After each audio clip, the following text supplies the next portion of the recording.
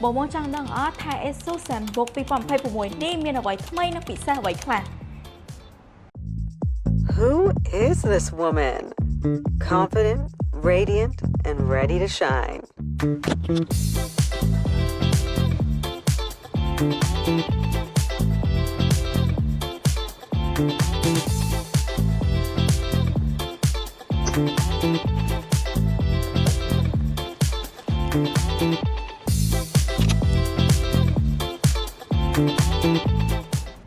ចឹងបងប្រកាសជាឃើញបង influencer review ច្រើនហើយចឹងខ្ញុំគ្រាន់តែប្រាប់ចំណុចសំខាន់តែប៉ុណ្ណោះចឹងនៅខាងមុខខ្ញុំនេះគឺជាប្រភេទ Asus Zenbook 14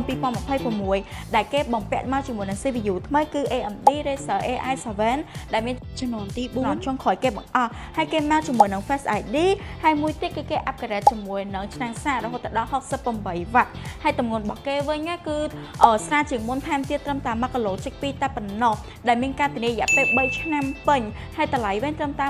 $1049តែប៉ុណ្ណោះហើយតម្លៃនេះគឺអាចចរចាបានទៀតចឹងបើសិនជាបងមានតម្រូវការអាចមកមើលនៅក្នុងហាង Becky ឌីផ្ទាល់បានពួកយើងក៏មានជាប្រភេទ demo សម្រាប់ឲ្យបងទៅដូចគ្នាសូមអរគុណ